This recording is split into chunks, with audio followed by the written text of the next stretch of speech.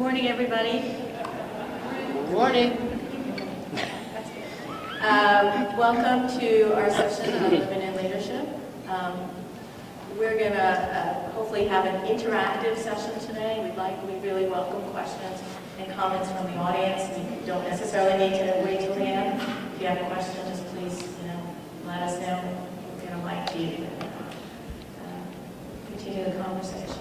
So I'm going to start by introducing our panel. On my far right is Michelle Gossmeyer, who is the Information Management Director at Dentons. In the middle is Kathy Riley, who's the Executive Director at Martin Clearwater & Bell. And to my immediate right is Karen Levy, who's the Global Director of Global Technology at Dentons. So let's start, ladies, with how you got to where you are in your leadership position. Why don't we start with you, Michelle? Great, thank you. I joined a law firm about 26 years ago. I was going to work there for 1 year to get some experience, and then I was going to leave, and I have never looked back ever since. I was fortunate enough to start out working on a system that happened to be the system of the future. I'm going to really show my age now. That was the IBM System 38. So I just happened to start working on that, knew the system kind of in advance of others, and just started to fall in love with technology at that point. Just kind of progressed from there, became the supervisor of that area, ultimately applied actually for a management job, which I was told I was not going to get, and got it. So that was kind of interesting. And then more recently, I moved from, I was at Mayor Brown for about 24 years, and have been at Dentons for about 2 years, moved over to Dentons thanks to one of my female mentors that brought me over. And I oversee now our security team, as well as kind of the office of the CIO, so our budgeting, procurement, and contract management, and deal closely with all of our risk management issues. Kathy? I'm Kathy Riley. I'm the Executive Director at Martin Clearwater & Bell. I started out in banking.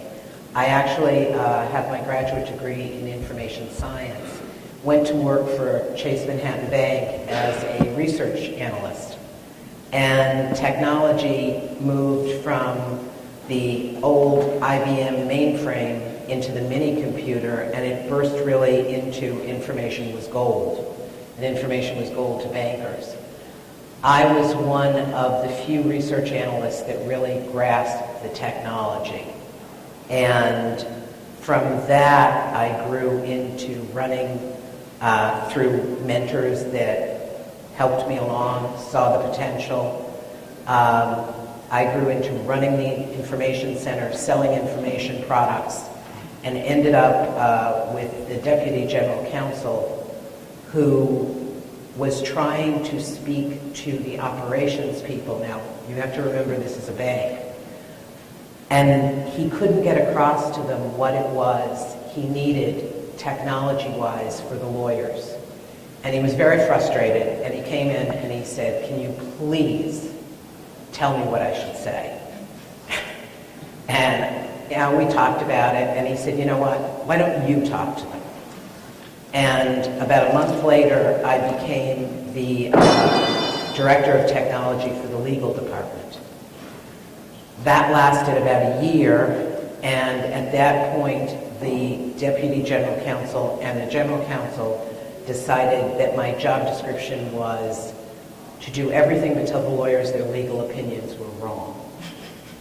And that is how I got to the kind of position I'm in now. After Chase and Chemical Bank merged, I lasted about 18 months, and it really wasn't the environment I wanted to stay in. And I got recruited to a law firm, and it was one of, I think, the riskiest jumps I made, because from corporate inside to a firm, and a firm that was run by 13 men, it was tough. But I've been there 17 years. I love it. We get along well. It's tough every day, but it's always interesting. Karen?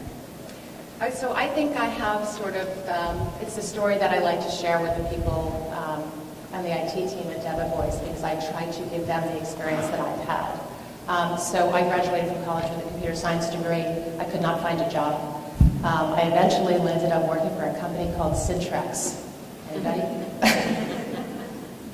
I worked for them for about 8 months, but my biggest client was Waldachl and Manges, which is one of the largest international law firms based in New York City.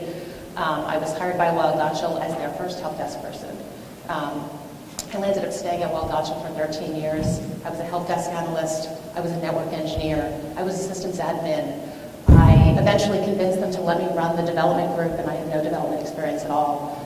Whatever job opened, I asked for it, and I took it. There were times when I asked for jobs where they said, no, we're not giving you that job, we're going to give it to someone else, and I sort of kept pushing for things, and I was able to be quite successful in moving up. And I just keep changing jobs in the organization that I was in. Ultimately, the person who was we didn't call it a CIO then, but the CIO decided to leave the firm. The firm put out a great search. They had 400 candidates, and I sort of went, well, what about me? And they said, well, let's vet all the candidates, Karen, we'll come back to you. At one point, they had a candidate they wanted to hire. They asked me to have lunch with the candidate so that I would tell them that the candidate was good, and that I would continue to work for that person. I had lunch with the person. It was very nice. I went back to the firm and I said, I don't think you should hire that person. I think you should hire me. And they did. And it was a great firm. I had a great ride there. I would have still been there today, I think, except I had 3 children in 3 years and I decided to retire. I spent 4 years at home with my children as a full-time mother. And then I decided I needed to do something. So I went back to work in a consulting role, thinking that it would be much easier than working for a law firm, and I would be able to have flexible hours and spend a lot of time with my children, and just have some intellectual satisfaction that I was doing some work. And that turned into a fantastic ride. I ended up leading a consulting practice for about 6 years. I did a lot of interim CIO stints for very large law firms around the world. I did a lot of travel. I landed up traveling 4 days a week full time. And at that point, I decided I actually need to see my children again. So I went back to law firm life. And I had an interim CIO role, and then I went to Debevoise, and I've been there for about 6 years.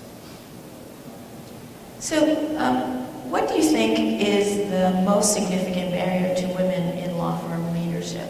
I was talking to a marketing person from one of our vendors this morning who comes from outside legal, which I think he's in the room, and he said that CIOs in other organizations that he's used to, the split between male and female is much more even than it is here. So what do you think is what do you think is hurting us in law firms? Karen, do you want to start? You know, I have to say, I think law firms are really interesting because there are so many female leaders on the administrative side of law firms. So there's clearly no barrier there. And I think there's been no barrier there forever. It's, historically, most senior administrators, or I'll say many senior administrators, are women in law firms. So there's clearly no barrier to women in leadership positions. But were they in the soft things, HR, administration, not in the business development or finance, or IT? I think that's true. I also think if you look at law firms, there's been a commitment in firms to increase the number of female partners that have been rising through the ranks and making partnership. There's lots of diversity managers. There's lots of focus on diversity. Interestingly, no one really focuses on IT with that. And even in my own firm, we have a huge commitment to diversity, but it's all focused on the lawyers, and it's not so much focused on the staff side. In my experience, I have to say, I don't think there is a barrier. I think the barrier lies within us. And there is this huge perception that it's a man's job because mostly men do it. I have 2 daughters who I continually coach to pursue computer science degrees, and their teenage girls will say, ew, no. That is their response. And you sort of think about what is that coming from? And considering that I'm their mother, I'm really unsure. So in thinking about this, I look at the movie The Social Network and how they portray Mark Zuckerberg, who is the most successful technology professional, one of them, in the world. But he's portrayed, the character is portrayed as really a miserable human being, or not a nice human being, or not someone you'd want to be friends with, or someone who's incapable of having friends. And I think that is not helping the perception. I think today the number of women pursuing computer science degrees is less than ever. And I sort of think it's about, there's so many men in the perception that women don't necessarily want to be in a job that's viewed as male. And I think the world around us in the media is pursuing these positions as being very geeky and non-personable, and you're not a good person if you're successful in these roles. I think if you can get past all of that and you love what you do, you can get the jobs. You just have to go for them, and you just have to sort of ignore the fact that it's mostly men. And not make it matter to you. And I think that's what I've done. I just sort of haven't noticed.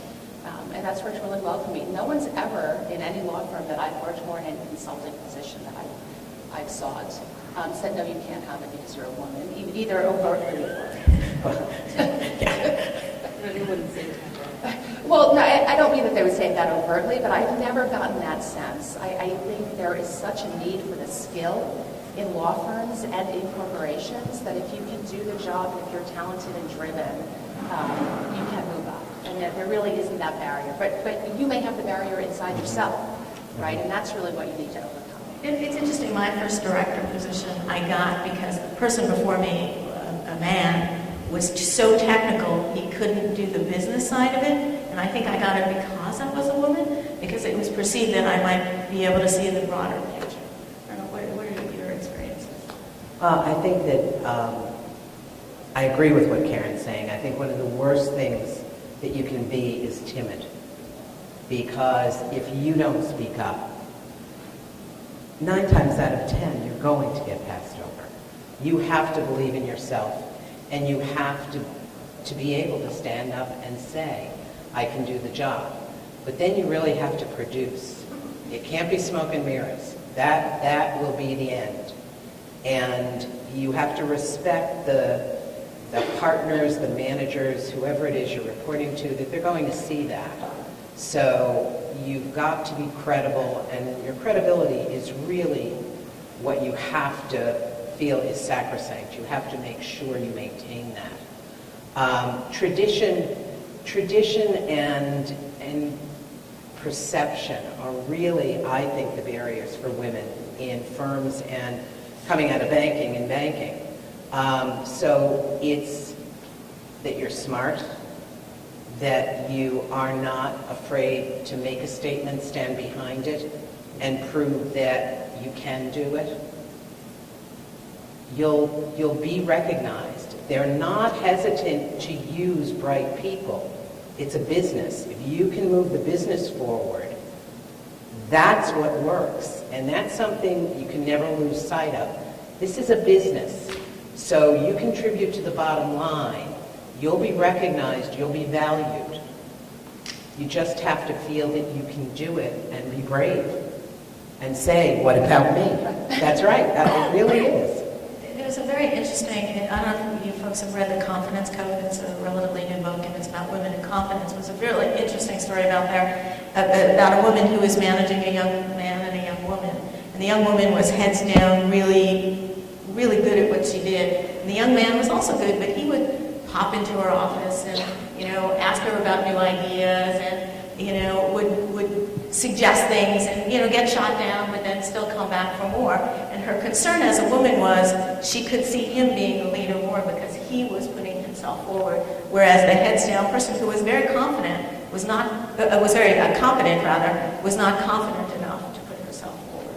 So it's very interesting that if it comes to what you said, Karen, is that you had to go out there and put yourself out. But I really do think one of the critical things is you have to be able to stand behind it. You have to have what you're saying you can do. You have to be able to produce. There is very little tolerance for that, for not being able to give what you said you can deliver. And don't ever take the risk unless you really believe you can pull it off. Because they'll remember that it didn't work. A lot faster than they'll remember all the good things. Yeah, I completely agree with Kathy. You have to be able to do the work, but I'll disagree on you have to be so confident that you can. I have to say, every job I've taken, I was absolutely unsure that I could do it until I got it. You have to be willing to reach. You have to take that risk, and we'll talk about mentors in a little. It's great. Reach out to people to get that confidence, But don't hold back until you're absolutely certain with 100% that you can do the job, because the job will have passed you by. You have to take a little bit of calculated risk. Not a huge amount. Don't go for a job that you know you can't do, right? Right. Right. But go for the job that you think you're prepared enough to take the risk to stretch, and be confident that you'll be able to figure out that stretch part. That's one of the things the Confidence Code points out, that men will go for a job if they think they have about 60% of qualifications, and women need to have 95% before they'll go for it. And so to some extent, we are holding ourselves back and not being able to, willing to do that reaching. Do you think it has to do We have with a the question. culture?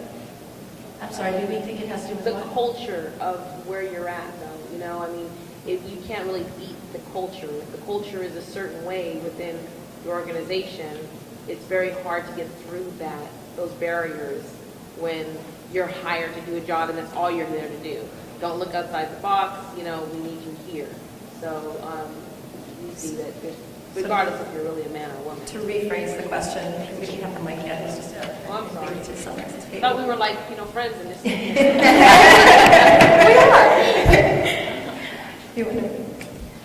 I was wondering about the culture. I think the culture of where you're at, it's a barrier as well. Sometimes you're just not in a position where you can, dictate, I'm that kind of person. I want to be out there. I want to do this.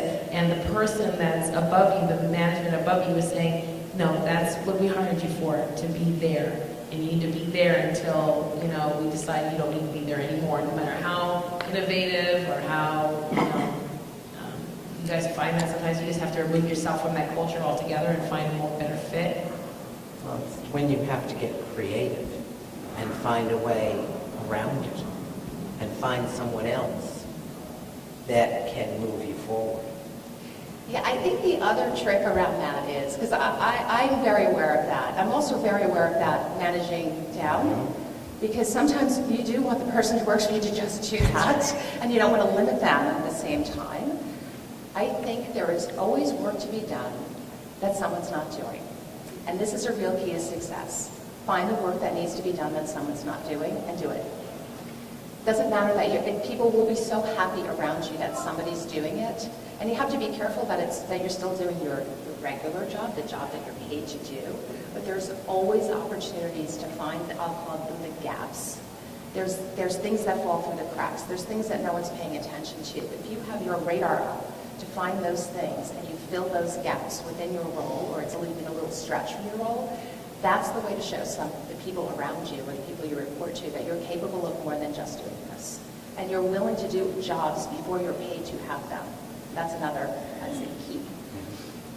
And I think I've been in that situation in the past too, where you kind of think, I can look at this as not an opportunity to move forward or feeling like there's a barrier, or you can take it as kind of that challenge, like, okay, now you put an even bigger challenge in front of me or a bigger barrier, and I'm going to look even harder to figure out how I'm going to get around that. And I think to Kathy's point is finding people that you can connect with and help get there, addressing that issue head on, and just saying, I'm struggling with this, help me figure out, here's some suggestions I have, here's what I've thought about. But really kind of, but it has to be the place you want it to be too, right? If you're doing it at a place you don't want to be, then you're not doing it for the right reasons. But sometimes that better challenge helps you grow and stuff even further than you would have been if it was handed to you. I came across a great quote, I think, when I was looking into this. It's the most common way people give up their power is by thinking they don't have it. It's an Alice Walker quote, and I give it back. That's something that holds us back. I think there was a question on that. One of the things that I have noticed, and at times have also fallen victim to, is, and I think women tend to do this more so than men, is being hyper responsible and actually having this whole thing in mind where I cannot fail because then I'm going to be held to that higher standard. So what I've noticed, and even in myself, is I tend to take on a lot more responsibility, and I tend to kind of do more and try to manage more than I necessarily should be, rather than seeking appropriate resources, as my supervisor calls it. otherwise known as asking for help, and managing down. So this is, I was just curious about your own experiences in that challenge, because I think what we're talking about here is, we're advancing to higher management positions where we're doing less task work and teaching people how to actually do those tasks and manage the workflows there. Guilty as charged. I think that's one of those qualities that both moves you up and hurts you at the same time. But you needed to move up. You have to be willing to take on a lot and do a lot. I think managing that as you move up the ladder is learning how to delegate and learning how to find people like you who are willing to do a lot of work and want to grow and take those opportunities and letting them have them. And you have to pay really careful attention to making sure as you move up that you're not taking on too much laterally and that you're building that team and have some depth so that you are surrounded by people who have those qualities as well. And that's hard. Definitely something you have to kind of guard as you move. No, I think the team, I think that's the perfect description. Because it's multifactorial in that members of the team gain and you gain.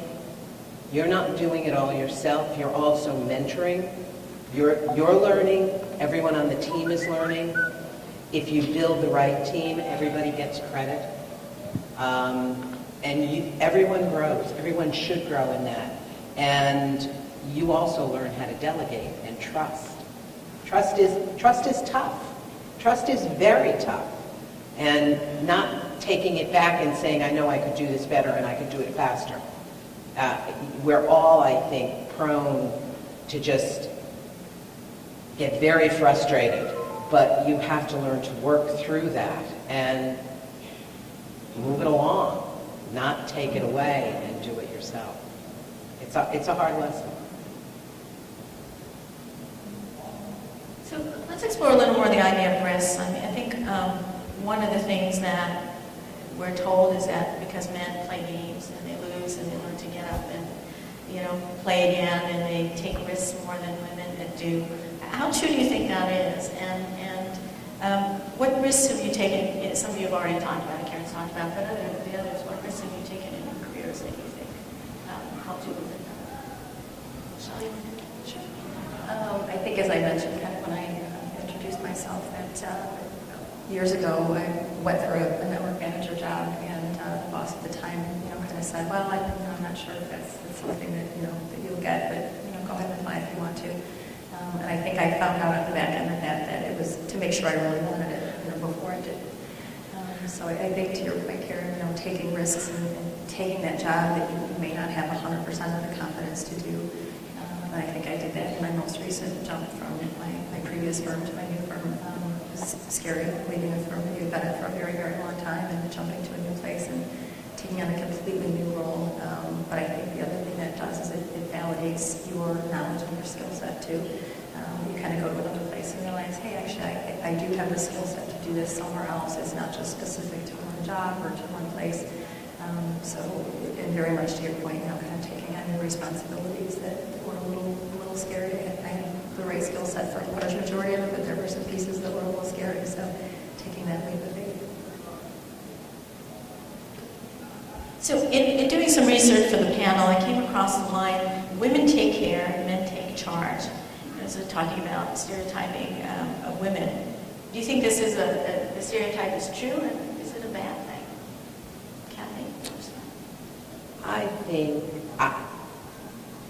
I think it's how you read that. I think women do take care. I think we do things differently, but I don't think that's a bad thing. I think we're more nurturing.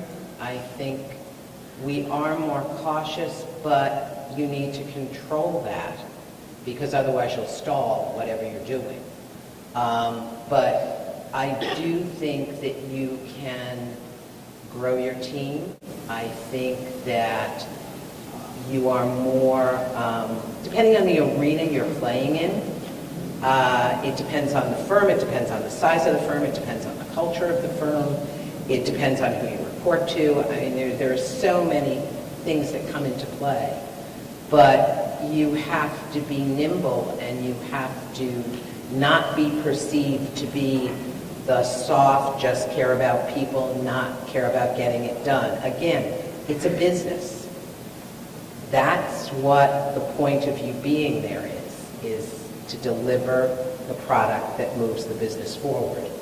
So if you just keep that in mind, and everybody acknowledges that that is what you keep in mind and recognizes it, you'll succeed. Do you think women who are not nurturing pay a cost for that? Because that's the expectation. Anybody who works for me want to comment on that? I think that women who are perceived as not nurturing, because part of it is the personality you decide to display. And if you're displaying one that's very tough, very rigid, but gets things done, that's going to be looked at different from the person who also gets things done but does it in a more come along with me, let's work as a team role. I don't think, as long as a woman is smart, determined, and fair, I think fair is critical, particularly when you're managing people. You have to be perceived as being fair. You have to be perceived as hearing all the stories. You have to listen. You have to learn to listen. And you really have to think hard before you make decisions. So, you know, I think that the B word that gets thrown around for women, there are good bees and there are bad bees. And the reality is, you know, if I'm a good bee, that's okay with me. I can live with that. Proud to be a bee. That's right. That's right. You know, as I look at this issue, I think, you know, when I translate it to myself, it sort of is what it is. Some people are nurturing and some people are not. But you have to be who you are. And I don't think someone could tell me to be less nurturing. I don't think someone could tell me to be a bee because I'm not. Or I don't think someone could tell me to act like, you know, some male role model who does things in a certain way that's not in keeping with my style. So what I try to do is figure out what my strengths are, what my weaknesses are, and amplify the strengths and downplay the weaknesses. And I think Kathy said the best word is listening. You have to listen so hard, 360 degrees around you every single day. How are people responding to you? What are people saying to you, and how are they responding to the way you're managing that situation? Did it work? That's good. Do more of that. Did it not work? Are people walking around saying you're a bee? That doesn't work. That's not good, right? That doesn't have a good end result. So you should maybe downplay that if it's not working. Maybe it is working, that style, and you should do more of it. But I think you have to be true to yourself, and I think you have to take the things you do best and do them really, really, really well. And you have the art of it is to find out what that is, because you can't be who you're not. And I really feel strongly that you can't be successful masquerading as somebody that you're not on the inside. You have to really be you. And to have these positions, you spend a lot of time in them. 24 hours a day, 7 days a week. You know, at some point, you're thinking about something that you need to do or accomplish or make happen. Or so you have to be comfortable in that skin. And it has to make you happy. So while I think it's great to talk about it, I don't know how you know, if you told me how to be someone I wasn't, I couldn't do it anyway. So let me just figure out how I do this in my own comfort zone. Well said. Michelle, do you want to comment? I think, you know, to your point, Kathy, the nurturing, I definitely have a lot of nurturing tendencies as I look to myself. I'm constantly the one in a meeting, you know, that's generally dominated by men to, you know, the dynamic going on there and what's happened here and what did they say that they meant and they didn't say. So I find myself focusing on that a lot. But I think to the flip side of that, then trying to culture some of those cultivate some of those relationships, at some point you also have to take a stand and, you know, all right, let's get past that. We need to, you know, let's everybody stop and move forward with what we need to do. But, yeah, to your point, I think that balance needs to be there. But I don't think you can ever lose sight of being who you are. Because if you do, and if you try and be someone else, it's not going to work. Somewhere along the line, the facade is going to drop, you will be exposed, and you will be done. Let's move on to mentors. Have you had a mentor who helped you get ahead, and how does one find a mentor? Karen, you want to start? I have had two very significant mentors for most of my career.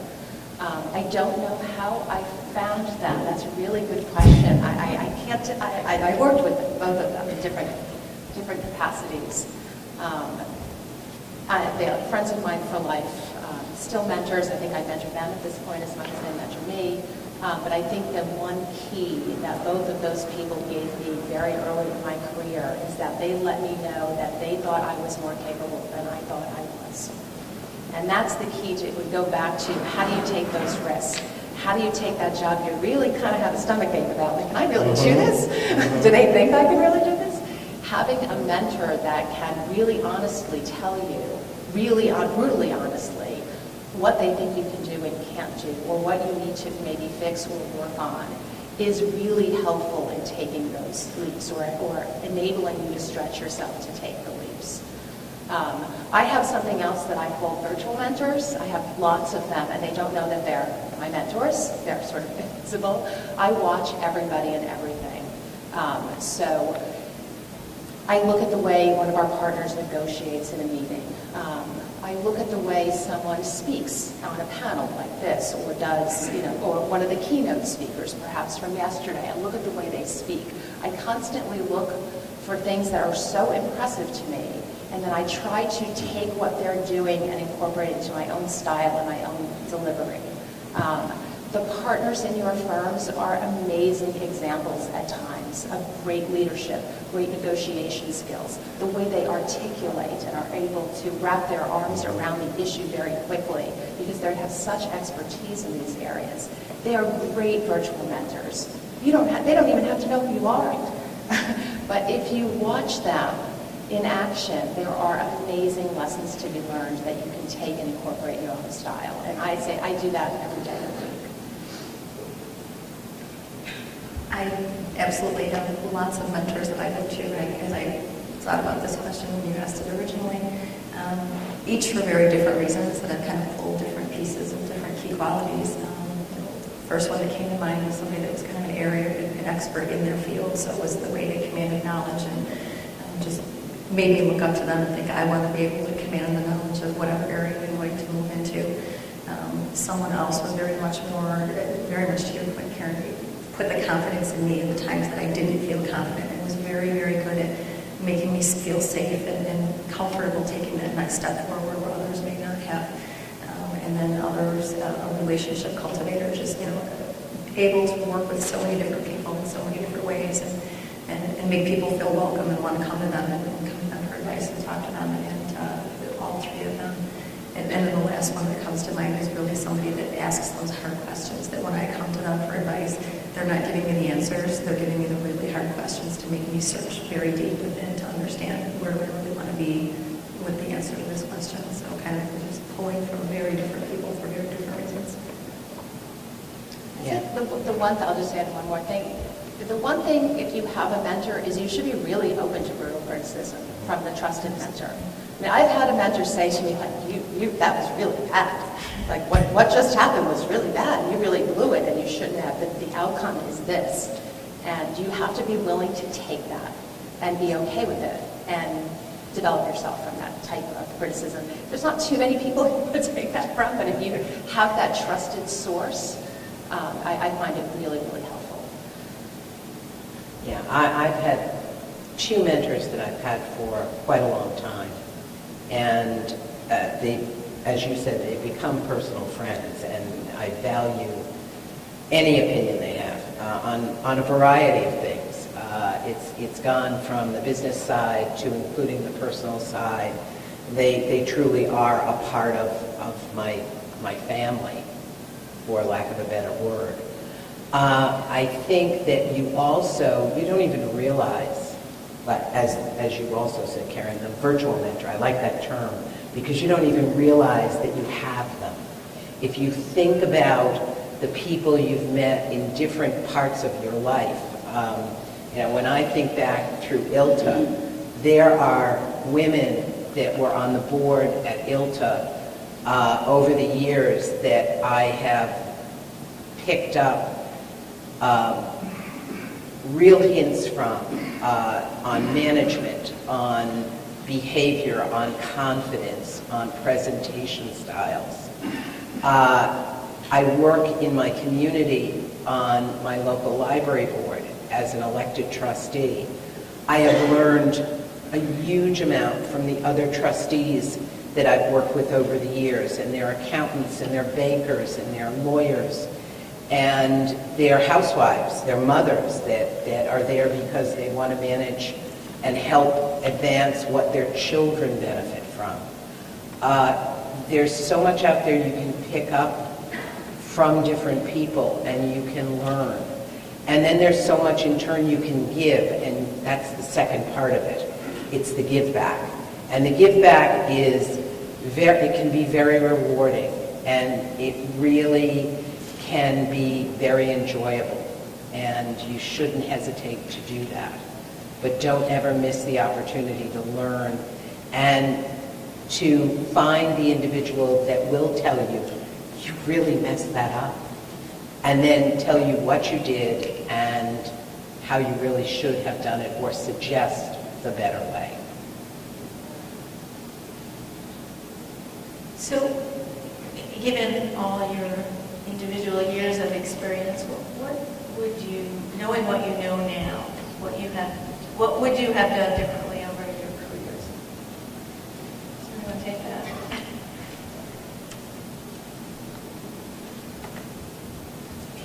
I have to say, I'm not sure I would have done many things differently. I sort of liked the outcome. Yeah.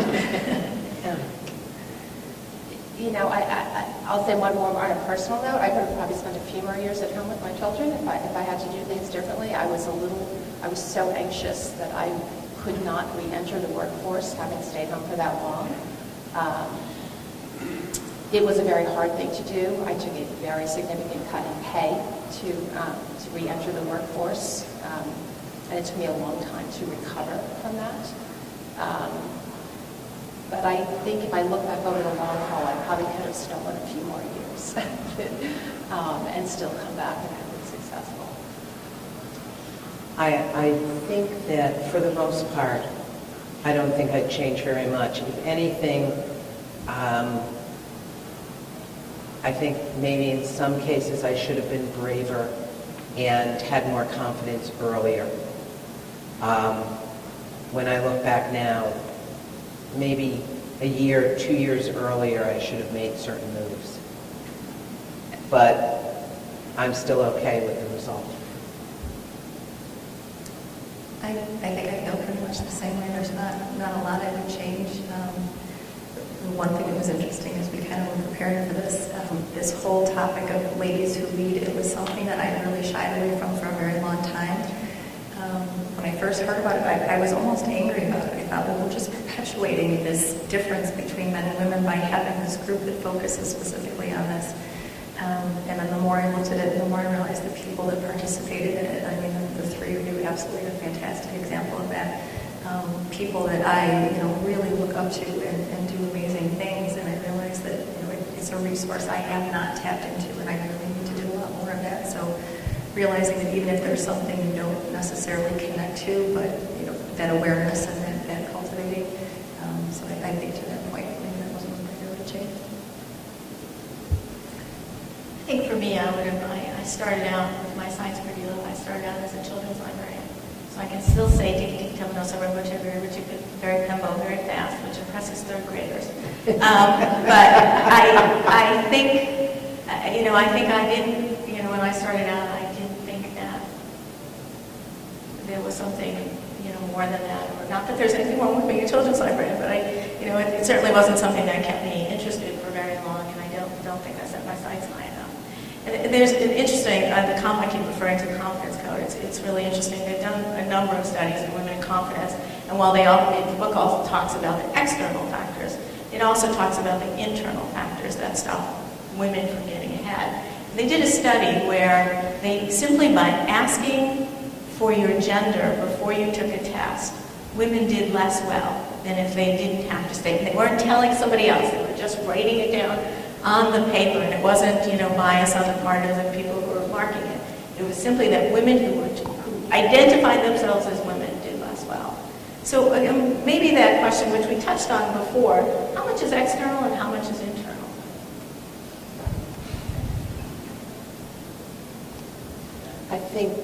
I think the majority of it is truly internal. I really do. I think that there are external perceptions, again, that term, and traditions that are out there, but I think that what holds us back in most instances, is ourselves. I'll say somebody, when I was in high school, told me a quote that is purportedly by Eleanor Roosevelt, but in all my research I cannot find that she's ever said this, but I keep it in my back pocket, and it is, no one can make you feel inferior without you giving your permission. And I reach to that pocket often, because people try to make you feel inferior, and you don't have to give your permission. And I think men don't give permission, actually. Yeah. Pretty frequently. It's sort of not even in their aura. We give permission, and we don't have to. And that's your power, right? It's not, we don't give that power to somebody else. And someone may make you, try to make you feel a certain way, and just ignore it. And that's a really, I will say in my virtual mentors, I watch men do that all the time. Mm-hmm. They don't process negativity. They just don't process it. It just flies. I would go home and process right in 48 hours. Right. But they just, it's like, okay, well, I didn't like what that person had to say. I'm going to my next meeting, and it's over. And that's a really powerful lesson. Don't process it, or try not to. Unless it's something meaningful that you want to process as a lesson learned, that's okay. But I think we tend to over-process. We give our permission when we don't have to. So I'll give you that to keep in your back pocket. And if someone could really find out that Eleanor Roosevelt So I think we have a question back there. Touching on that, I wanted to get your thoughts on advanced degrees. I have a bachelor's from University of Connecticut, and I keep going back and forth between whether or not I think I want to go to school part-time and get an advanced degree. And I would say that 85% of the reason why I'm thinking that is mainly because I want to be, I guess, not necessarily I have a passion to go back to school, but I think it will help me be taken more seriously and move up more. And I'd love to talk to a man who's, the same level of me professionally, and see if the thought of ever going back to school ever crosses his mind. And it's a very expensive and time-consuming thing to pursue, just to be taken more seriously in the workplace. I'd love to hear your thoughts on what you're going back to school for, getting an advanced degree is, and I guess my question back to you is, what's your expectation once you get the degree? What do you expect it to change? I'm sorry, yeah, she's coming back to me. I guess I would say my credibility. Being able to say that I'm in e-discovery, but I'm not a lawyer, but I'm being able to be on the same level as, say, lawyers. So my credibility. Well, being very honest, Yeah. I don't think that in the forum where you would have that discussion and you expect your degree to give you the credibility to be recognized. I don't think there's going to be a blinking light in the room that says, ooh, she has, an MS or she has a PhD. That's not going to happen. It's going to be how well you explain your position, how well you defend your position, and how well you convince the people in the room that it's the right thing to do. I don't think the degree for being the degree is what does that. The knowledge, what you learn, absolutely, that's value.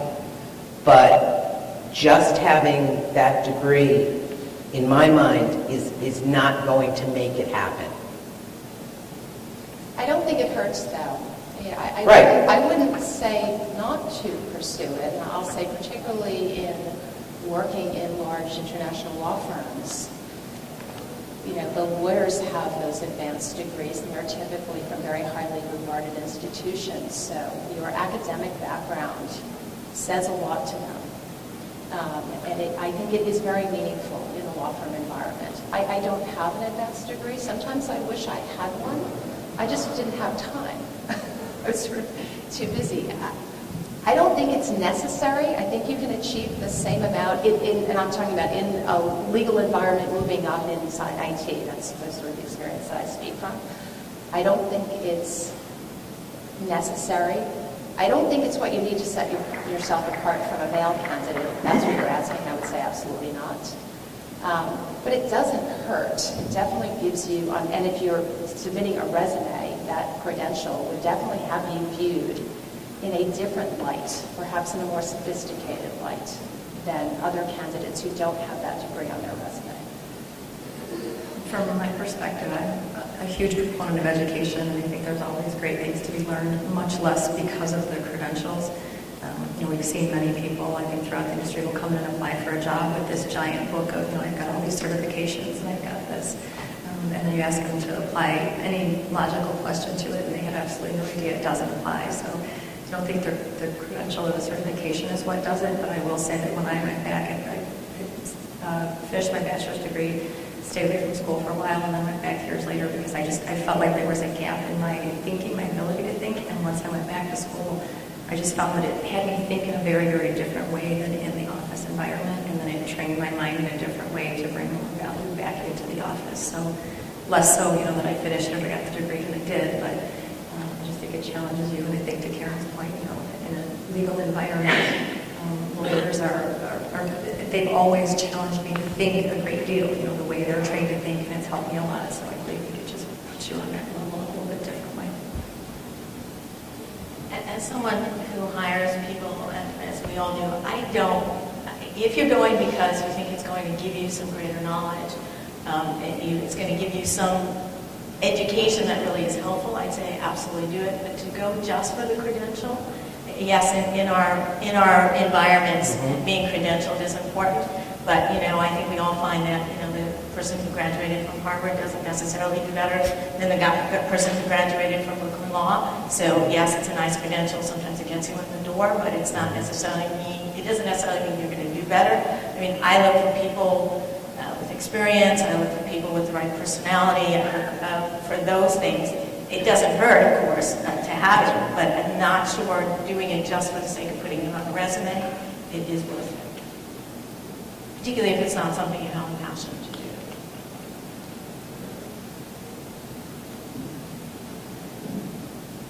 So we really did want this to be more, do we have, okay.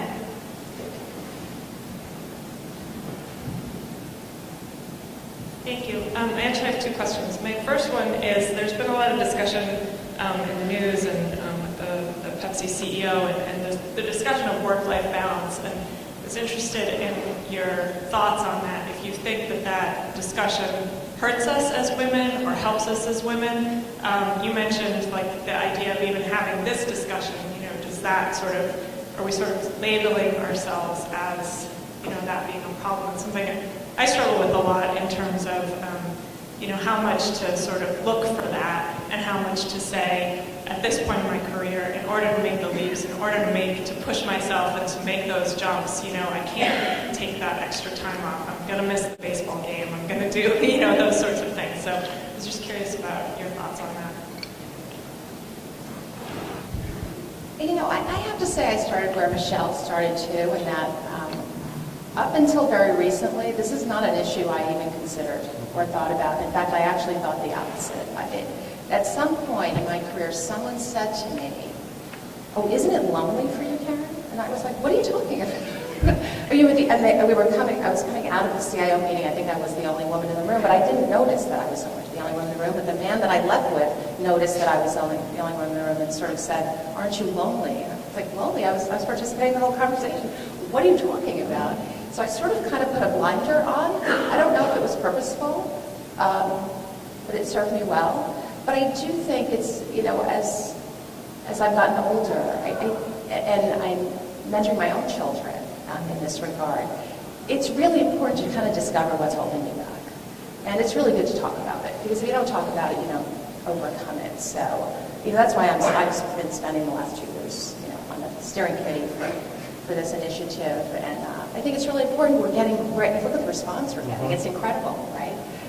So it is something people want to talk about and sort of use. I hope that it opens discussions to help us help ourselves. And just, our discussions are not closed to men. I think, maybe because we label it ladies who lead, there's not a lot of men in the audience. But I think some of the issues that we talk about and the advice that we give are as relevant to men, and I give them to men who work for me, as to women. I'm not sure it's always so focused, just on us. So I do think it's an important topic. And I think to your point, the work-life balance, I think that's very much, I have been at very different places in my career where work has completely consumed my life, not from a child perspective and children, but you can let it consume your life in all different regards, regardless of what else is out there, whether it's from children or from your spouse or just from other things within. And I think it's important to realize that and know when you've gotten too deep into it and that you need to add other things to your life, because I think that brings back the quality and the skill in the workplace too. I think you have to be afraid not to make the choices that are the best ones for you. You have to recognize what it is you want to do. And it's now much more acceptable to be able to make those choices. There are more options than there were 20 years ago. And I think that most businesses recognize them and deal with them, both for men and women. I mean, it's not just women that have these issues. Yeah, and I'll go back to the baseball game, because this is a really important point. That's a confidence thing as well. And there was a long time where I was not confident enough to say, I'm leaving at 3 o'clock because I'm going to my children's swim meet. And as I looked, it's that looking and listening, men leave at 3 o'clock to go to their kids' baseball game, and they do it all the time.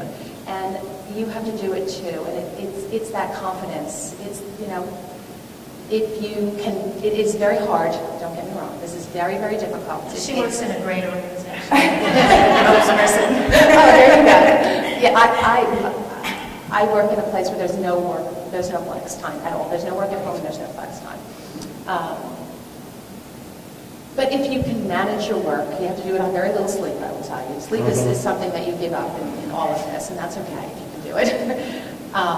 If you can juggle the time so that you have your obligations met before you leave at 3 o'clock to go to your kids' baseball game, you can do it, and you should walk out confidently and say, I'm leaving to go to my children's baseball game. I will be watching my email, and I'll be back tomorrow morning. And you have to have confidence to do that, and don't be afraid to, because everyone around you has children and they need to do it as well. And it doesn't mean that you can do it to excessively. You have to do your job. That's the bottom line, is that your organization needs you to perform the duties it pays you to do.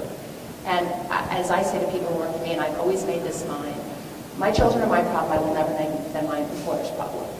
And that's how I view it. That's right. They are my problem. I never go in and give a long story or say I can't get this done because I have motherhood obligations. I get it done, and I meet my motherhood obligations at the same time.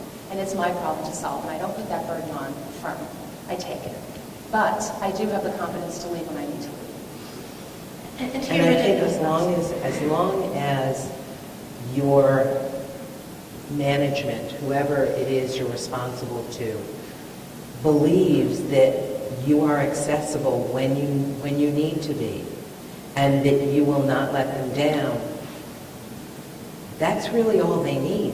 I mean, most of it is, oh my God, what are we going to do? Well, if they know, as Karen said, you're going to answer your email, that you will take a phone call, that you will get something done for the next day.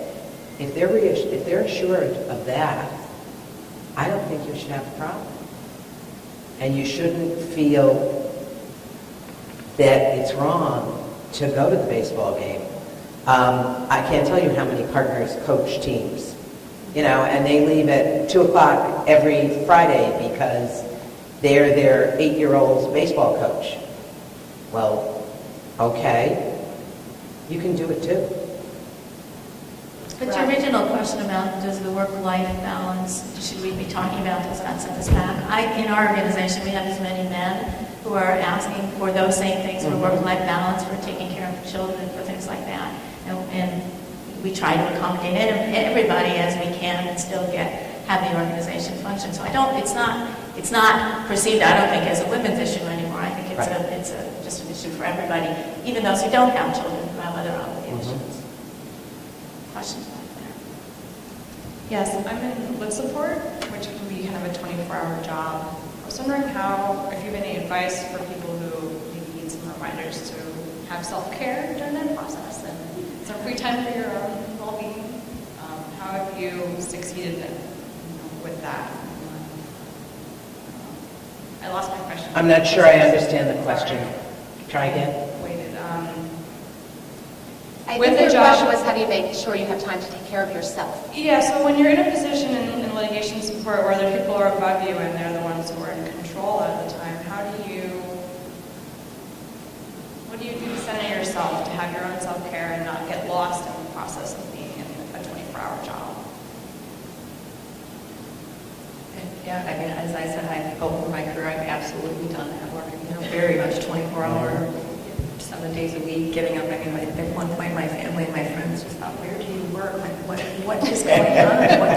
How is this possible that every single time we have an event or we have something, you have to be on the phone or you have to get pulled away?" It's very, very hard. And I think some of that is what we put on ourselves too. And I look back at it. I mean, yes, there were certain times when there was an emergency over the weekend or at night or in the middle of the night where you absolutely had to deal with it. But I look back now and I think so much of that I put on myself. And, you need to really take a step back and look at it and go, okay, so if I respond to this, in 6 hours as opposed to 12 minutes, is the world going to fall apart? Do I need to walk out of a wedding reception? Do I need to, miss an event because of it? But it's very challenging. I think you really need to have that conversation with yourself, and the other part is with your supervisor or your management, because, part of it could be very much, I was in situations where the expectations were very unrealistic, and whether I wanted that or not, that was the case. So it's having those conversations and just so that you've got the confidence to be able to say that, look, here's how I responded to this last time. Was that right? Is it okay? What if I waited? Would that be a problem? And get that sense back from them, so then you have that confidence next time to say, it is okay.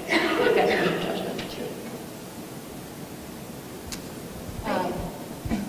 This one's really hard. I also have a 24/7 job. It's very hard, especially when you're juggling children and family on top of that. It's very hard to make time for yourself. One of my mentors constantly tells me one thing, which I try to follow, and it's really hard. And they say, life is like a glass. You put the rocks in first, and that's the time to take care of yourself. And then you put the water and sand in after the rocks are in. And that's work and other responsibilities and everything else. And you get to choose what the rocks are, but you have to put them in the glass. So if you never put them in the glass fills with the water and the sand every single day until it overflows. I mean, on my job, I say every day I wake up and figure out how to shove 5 pounds of sugar in 1 pound. That's what I do. Right? You have to put the rocks in the bottom of the bag, and you have to figure out what they are and how much you can manage, how big those rocks can be relative to your other responsibilities. But you really have to sit down and think about it and choose the rocks. You know, I have some rocks for myself. They're not that big, but I have them, and I put them in certain places, and I try my best to honor those few hours of the week that I spend on myself, and I try not to let them get interrupted. Occasionally they do, work emergency, child emergency, but for the most part, I keep pretty true to that. I think this is also hugely important in management roles too. It's something that I'm very sensitive to because sometimes your teams, you know, we're all in high pressure environments. They have that tendency to feel like everything is an emergency. So when things come in from people, you know, way above me, and we need to pass that on to you, I try to set that very carefully. You know, I'll check back. Is this something? Is it okay to get back to you tomorrow morning? Is it okay if, you know, if it comes in on Saturday morning? Are you fine with us getting this to you Monday? And that way you can manage that expectation. You don't just kind of pass it along. Because then that person is going to automatically assume, oh my gosh, this came from them, or through my boss, I got to do it right away, and just kind of say, no, please do not work on this over the weekend. It is completely fine to do it. And I think that's really important to help manage those expectations for the people that work on our teams. But I honestly think you are not the norm. You are less the norm than most. And I think that's particularly in lit support, everything is immediate. And everything is urgent, and everything is the biggest case they've ever had to deal with. So the level of expectation, you need to really examine the situation and figure out what is the real expectation. When do things have to be completed? Because if you don't and you keep pushing yourself, you're not going to deliver the product that they expect. You just physically, emotionally can't do it. You need to protect yourself.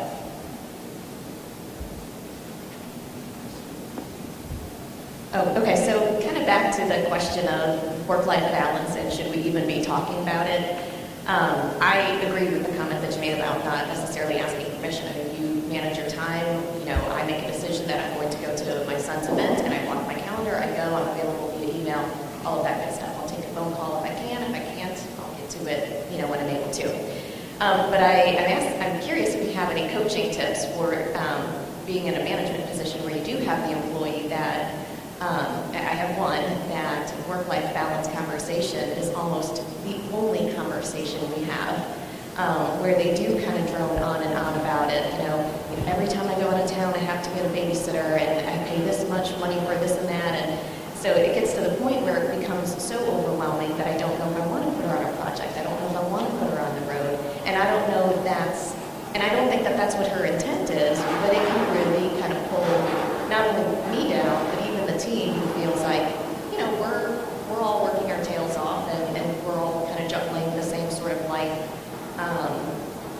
challenges that everybody else has. So how do you coach that person without sounding insensitive and saying, look, just do what you need to do, don't loop me into that?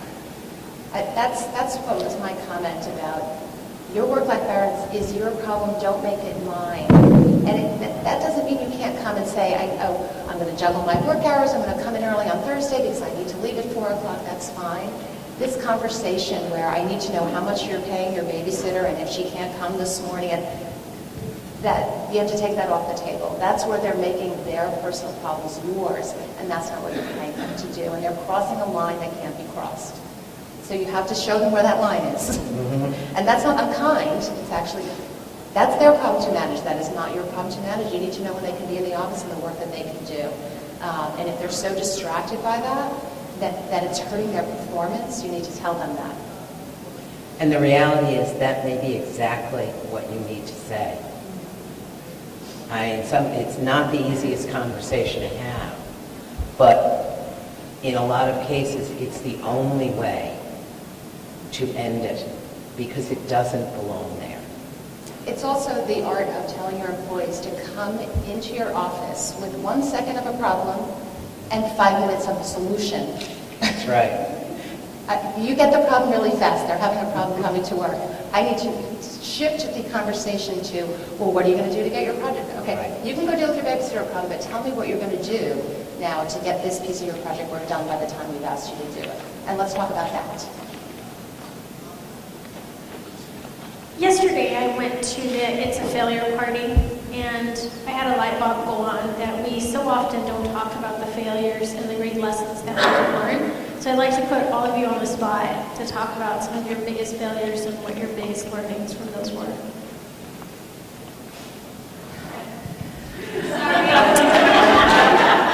So this is a classic interview question. Yeah, that's right. And here's my classic interview answer to that classic interview question. I fail every day.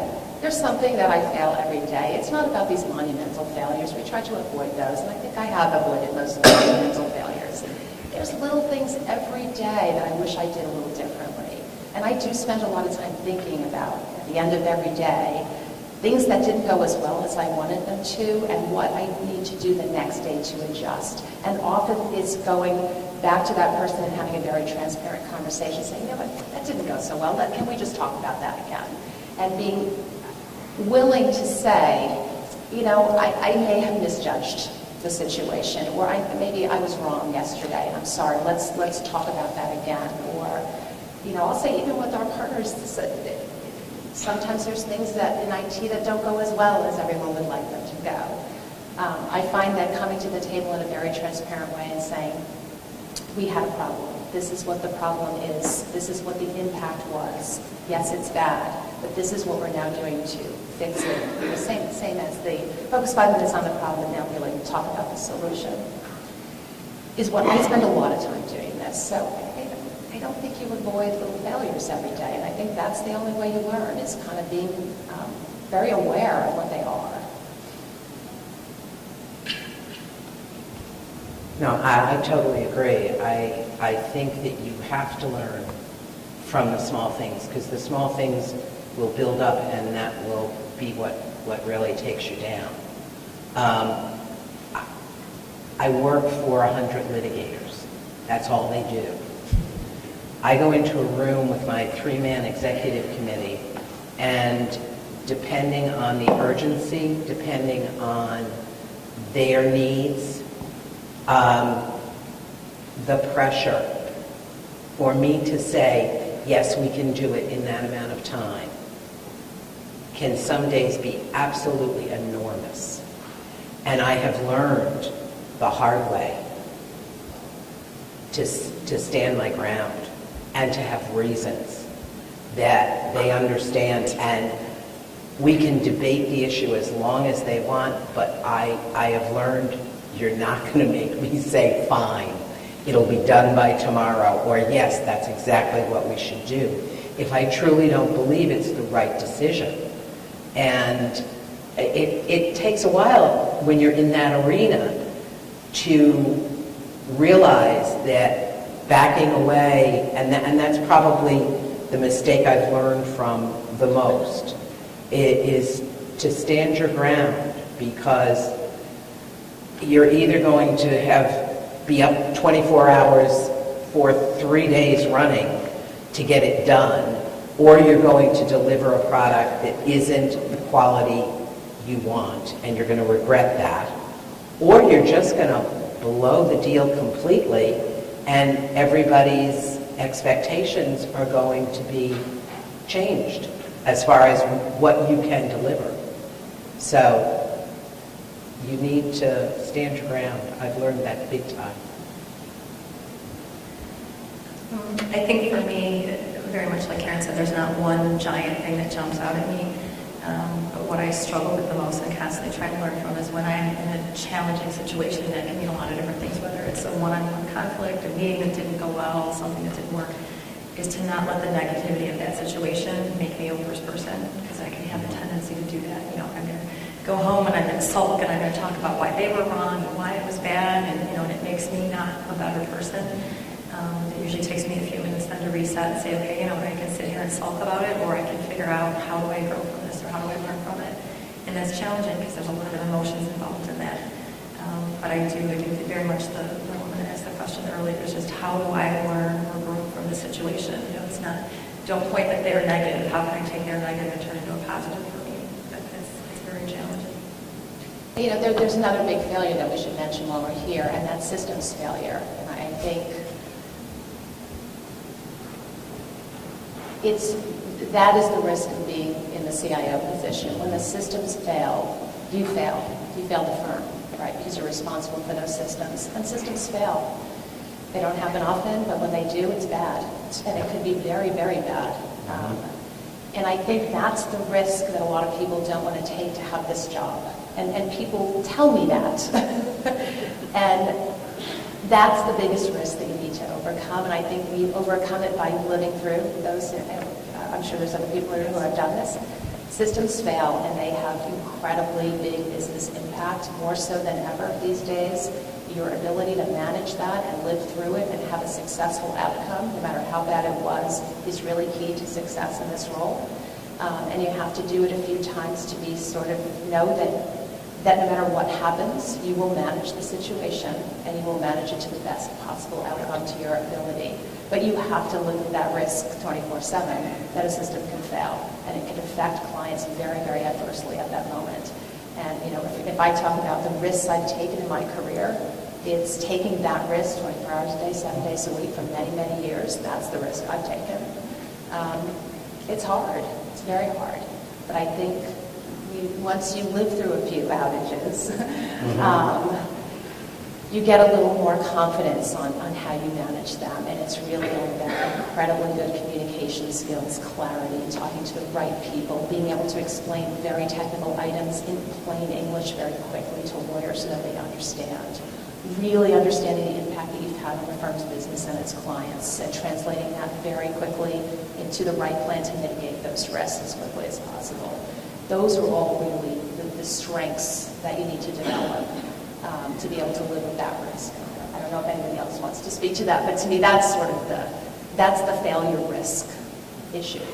But and I think that's true. Anytime you have something like that happen, and being in any type of a C position or a true high-level management position, you're going to run that risk. And as long as the perception is not that you don't know what to do when it happens, but you have it under control, and you do recognize the impact on the business, and you will do everything you can. You have things in play, your team is in play, they know what they're doing, people aren't running around that the sky is falling. But that truly is important. I mean, we had, about a month ago, we had the power go out in a 20-office line. And my IT director, who is Steve Skidmore, I think most of you know him, he went running down the hall into the IT room. I got up out of my desk. I didn't go into the IT room because I'm going to be useless there. What I did was I managed the 20 offices. And we had the power back. We realized with the electrician up, etc., that it was a building problem. We told them that. It was late in the day. It was 10 minutes. Power came back up. And then Steve and I sat down and said, okay, now this can't happen tomorrow. So here's what we need to do. And everybody understood. They saw what was happening. You portray that. And it makes a huge amount of difference. You manage the situation because the situation is going to happen. It's not that things like this don't occur, because they do. And they're at all levels.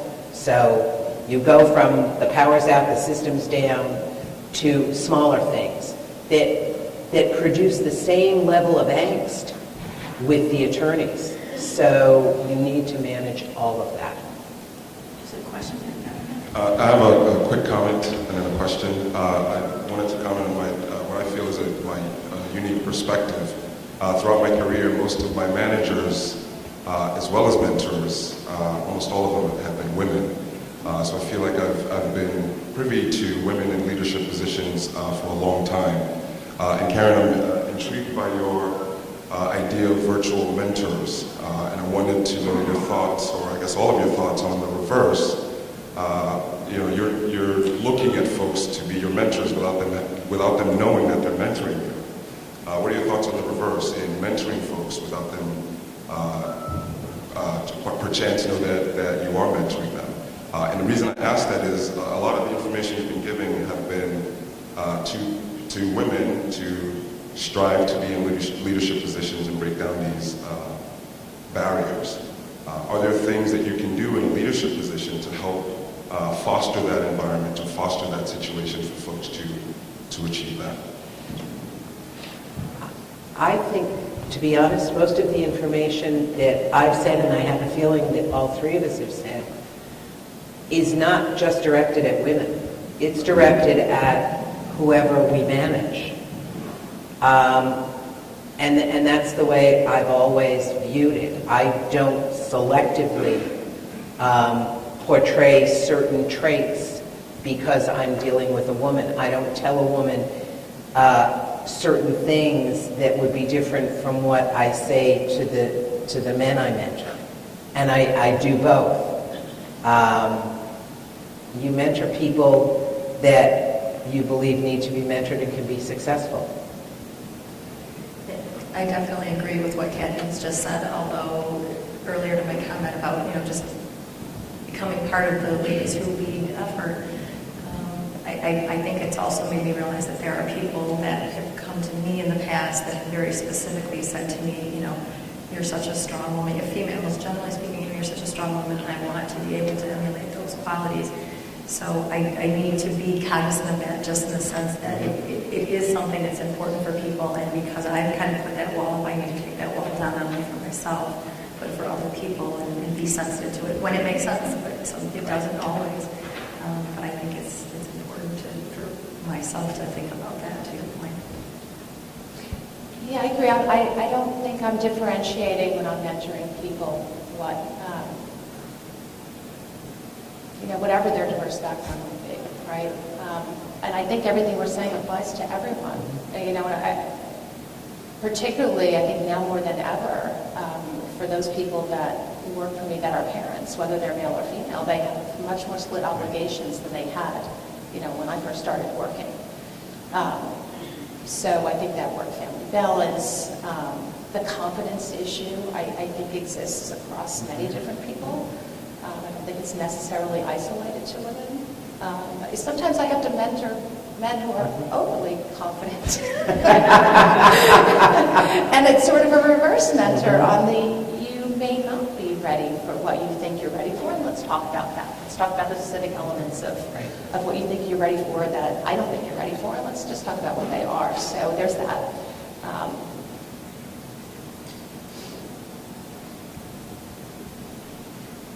Other questions? Shirley. She's coming.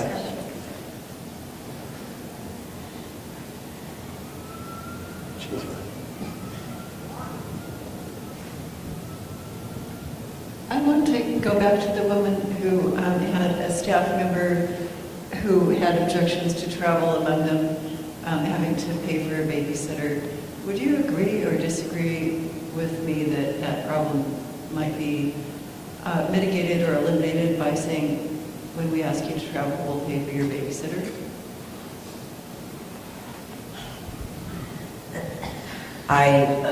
It probably would, but I would be hesitant, very much so, to do that, because if that's a personality that's coming to you and saying that, when you tell her you're going to pay her babysitter, she's going to tell everybody she knows, and you're going to be paying everybody's babysitter.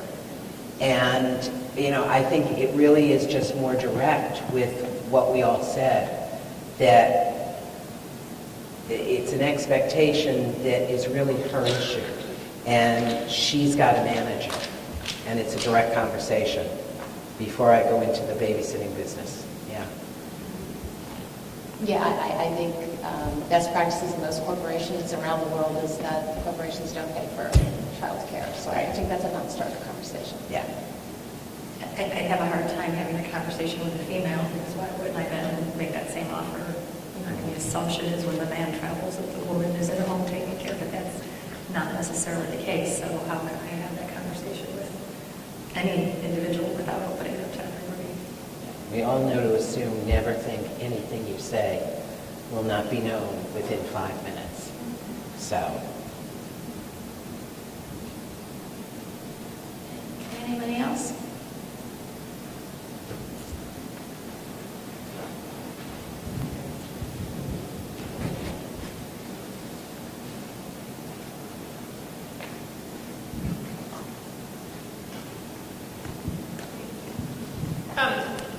When you talked about sort of making those jumps and making leaps, and despite working for a wonderful organization, I'm curious as to whether you think it's easier to do that in jumping to a different firm or to do that within your own organization. Is I think it it's better? bad for you to jump to Sometimes I think you can stretch yourself within your organization, but the people know you, so they know, I don't know, maybe it's not a simple answer. I'm sure it's not a simple I think answer. it depends, but I think I've done something that served me really well in my career, it may be different from the way some people plan. Some people like to have plans. I like to look for opportunities, so I never had a plan. I sort of liken it to you're on a river and occasionally you see a shiny rock, and if the rock looks shiny enough, you should jump on it. And that rock might be inside your firm, it might be outside your firm, it might be a personal endeavor that comes up that you want to pursue. But you don't get opportunities when you're looking for them. Opportunities pop up all around you, and it's all about whether you sort of have your taxi light on and are looking for them, or when you're looking for them, they're there, and you need to take advantage of what pops up. Because when you've decided you want to make the move, the best opportunity likely won't be there conveniently right for you to take. So I think it's about having an antenna up and sort of knowing where you want to go, or just being surprised at an opportunity that surfaces that maybe you didn't think you were interested in, but you find out about it and you say, maybe that's something that I would want to pursue. So I have found that to work very well.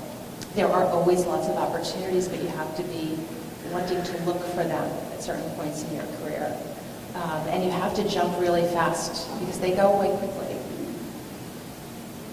I think a key part to that, for me, I agree with everything, is relationship cultivation. So, whether it's, let's say there was a job you were looking for at one point and you either didn't take it or you didn't get it for whatever reason.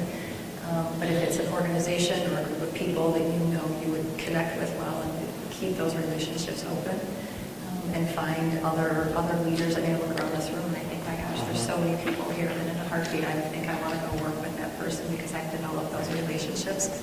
And you get to know them, you get to know their organization, you understand what they're about, and that may be somewhere you want to go. So I think that branching out and having those relationships and cultivating that is always really important. It's good to know, to let people know within your organization that you're looking for more, because there are always things that we don't get done, we need to get done, and there, an opportunity can be created because you have a good person who wants more. So come talk to me. I think that's really important. I think often people put their employers on the spot when suddenly out of the blue they're leaving for another opportunity, and that person is so valued and you would have done so much for them had you only known. So I'll say as leaders it's really important to ask those questions, particularly at review time. I often, not only am I giving feedback down, I ask a lot of open questions about where do you want to go? Where do you see your next steps? Do you have aspirations? And how do I help you get there so that you're not surprised by an employee who you just never open the conversation. If you don't ever open conversations with people, a lot of people don't come and tell you that they're looking for something else, and it's really important to have those conversations internally. I think that ties into something that you said earlier too, Karen, where you always look for the gaps where there's something that's not being done. I think if you're an organization where you keep trying for those and you keep getting, turned down, or no, we don't want to do that, or we don't want to do that, then you kind of have to look, am I in the right place? And maybe, I'm looking for something. I talked to my boss, I want more, and looking for opportunities, and they're not surfacing. You certainly have to look at yourself and figure out, is there a reason why they're not surfacing, and ask for that honest feedback, but also then determine maybe I need to go somewhere else that will give me those opportunities because they're not happening here. Yeah, I also have this concept of the pivot move. A lot of weird thoughts. when you make moves, you should keep your foot on one rock and move the other foot Right. to something else, but keep one leg steady, right? So if you're very skilled at something, but you want to grow and learn something else, don't try to leave everything you know and you're great at and do something completely different. Keep taking these pivot steps. Because that's really helpful in your self-confidence, that you're grounded in the thing you do well while you're learning something else.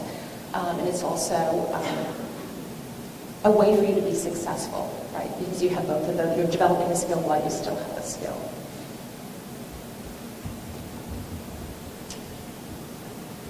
Well, thank you all very much. On the way out, would you please Shirley. fill out the, I'm sorry, there's a question. Yeah. Charlotte? We have only 3 minutes, I know. My question is going to be, and just succinctly, how would this conversation have been different if it weren't entitled Women Who Lead? The question was, how would the conversation be different if it wasn't titled Women Who Lead? I don't think it would have been different. I really don't. I think it would be a little different. I think we try to talk about the differences between men and women, even though sometimes I'll dispute those differences. I think we did try to gear the session and the questions that we planned to draw out what gives women angst or what they wanted to talk about. And I think that was quite purposeful. Okay, I think we really are out of time. Could you please fill out the evaluations? We are having a cocktail party tonight at 4:30 at the Hickory.